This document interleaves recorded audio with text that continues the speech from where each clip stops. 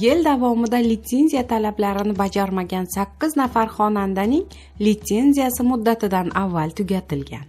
Avvalroq O'zbekkonsert davlat muassasasi jurnalistlar uchun 2017-yilda amalga oshirilgan ishlar yuzasidan hisobot taqdim etgani haqida xabar bergan edik.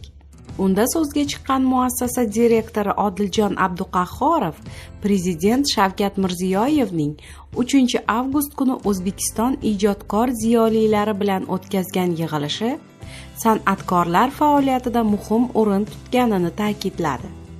Prezidentning nutqida keltirilgan tanqiddan so'ng barcha san'atkorlar faoliyati qaytadan o'rganib chiqilib, zaruriy choralar ko'rilgan.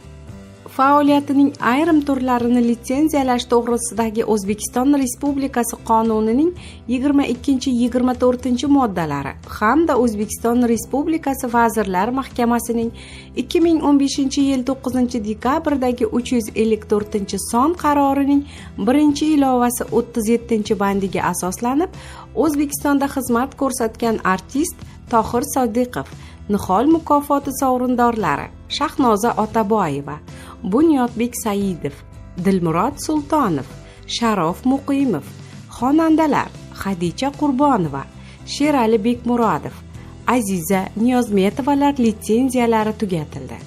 Muassasa tomonidan O'zbekistonda xizmat ko'rsatgan artist Rayhon G'aniyeva, xonandalar Munisa Rizayeva, Shohjahon Jo'rayev, Argonov Shahriyor, Komil Fozilov, Sarvar Azimov qattiq ogohlantirildi, deydi Odiljon Abduqahhorov.